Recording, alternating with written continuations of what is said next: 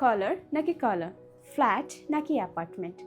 একটি শব্দ ব্রিটিশ ইংরেজিতে একরকম, আবার আমেরিকান ইংরেজিতে অন্যরকম। তখন মনে হয় কোনটি শিখব অথবা কোনটি সঠিক। এখানে দুটোই ঠিক।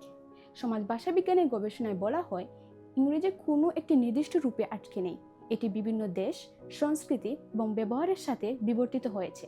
ব্রিটিশ আর আমেরিকান ইংরেজির পার্থক্য মূলত শব্দভাণ্ডার, বানান এবং প্রকাশভঙ্গিতে।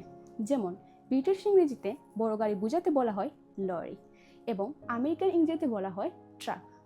ব্রিটিশ ইংরেজিতে বলা হয় হলিডে, আমেরিকান ইংরেজিতে বলা হয় ভ্যাকেশন।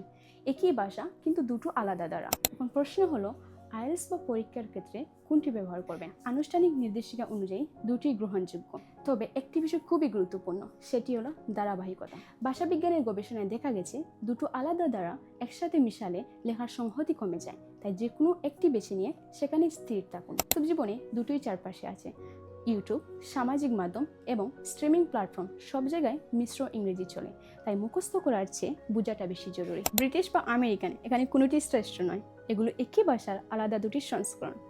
এখানে মূল লক্ষ্য নিখুঁত বানান বা অ্যাকসেন্ট নয়, বরং এখানে মূল লক্ষ্য হওয়া উচিত শুধু স্পষ্ট যোগাযোগ করতে পারা।